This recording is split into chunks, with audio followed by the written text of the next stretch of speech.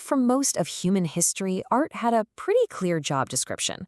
But what if I told you one guy, Francisco Goya, just completely ripped up that contract and gave art a brand new soul? So, how did he do it? It's not just that he invented a new style, he literally rewired a very purpose of art itself. And that's really the big question, isn't it? For thousands of years, art was a tool, a megaphone for gods, kings, and the church. But Goya lived through a moment when that whole world just shattered. So what filled the void? That is exactly the story we're unpacking today. All right, to really feel the shockwave Goya created, we first have to take a step back. We need to get a feel for the world he was born into, a world where art had a very specific top-down mission. Seriously, think about it. Medieval icons, Renaissance court portraits, those giant soaring Baroque cathedrals, all of it was designed to make you feel small and to make the powers that be, whether divine or royal, feel immense and eternal. Art was an instrument of social and spiritual hierarchy, plain and simple. Let's actually give this a name, because it's a crucial concept. We'll call it vertical resonance. It's when all the anxieties and all the hopes of a society are projected upwards. They find their meaning, their balance in these high-ranking figures. And art was the channel for that whole upward projection. And right here, you can literally see the two worlds colliding. On one side, you've got the old model, idealized, powerful, divine, basically art as propaganda for the establishment. On the other, you see the start of the shift, art that is raw, human, and totally focused on suffering. One man is standing at that very crossroads. So what on earth could cause such a monumental shift? It wasn't a philosophical debate in some fancy salon, I'll tell you that. It was chaos. It was war, illness, and the complete and total collapse of the world Goya knew. You see, Goya wasn't born a revolutionary, not at all. He was a master of the old system, a super successful court painter, creating beautiful portraits and tapestry designs for the Spanish monarchy. He was an insider. But then, everything changed. It was just a perfect storm of trauma, both personal and political. First, a mysterious illness in 1793 robs him of his hearing, plunging him into this silent, isolated world. Then, his country is torn apart by the Napoleonic invasion, a brutal war, and finally the restoration of a repressive monarchy that crushed the very liberal ideals he held dear. His personal suffering just completely merged with the collective suffering of his entire nation. So what does an artist do when he's trapped in a world of silence, surrounded by chaos and horror? He paints. But he doesn't paint kings anymore. He starts to paint what he sees and what he feels. And this is the pivot. This is the whole game changer. His deafness and the political turmoil forced his gaze away from the heavens and the throne rooms.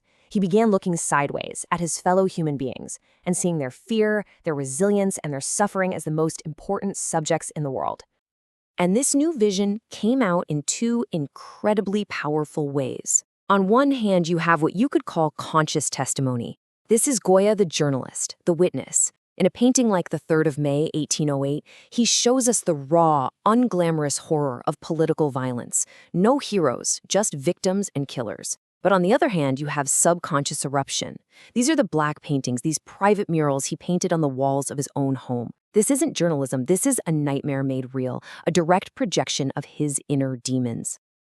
And yeah, this wasn't for a commission or for the public. It was a psychological necessity.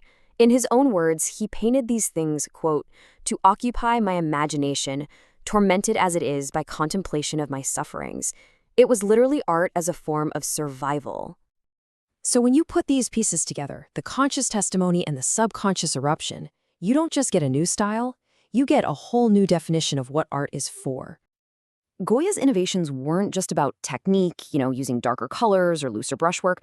No, he fundamentally changed the mission of art itself, from flattering the powerful to confronting the raw truth of the human condition. And you can see this paradigm shift in every single aspect, where the old way had these static, perfect icons. Goya gave us broken, dynamic figures, where the subject was glorifying power. He made the subject the trauma of the people.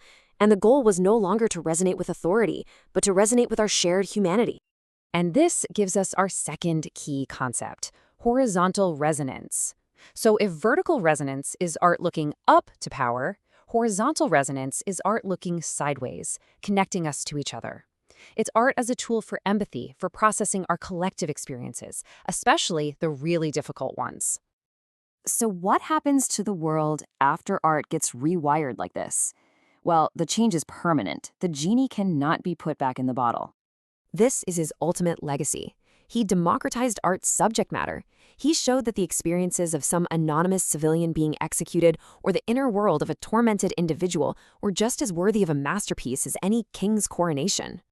And his revolution just echoed through the generations. You see it in Gustave Courbet, who painted stonebreakers on a monumental scale. You see it in Vincent van Gogh, who found something divine in a pair of old peasant's shoes and painted his own psyche. And you see it in Katha Kollwitz, who gave a powerful voice to the poor and the grieving. They are all heirs of the revolution that Goya started. So the entire journey is a shift away from an art that resonated with authority toward one that resonates with our collective strain. And in that shift, art discovered a brand new purpose: to be an engine for empathy, for understanding ourselves and each other. So I'll leave you with this question. Goya dragged a mirror into the middle of a war zone and forced his society to look at itself, warts and all. He proved that art could be this powerful tool for processing our shared struggles. So when you look at the art being made today, what reflection do you see? What is it telling us about our own collective strain?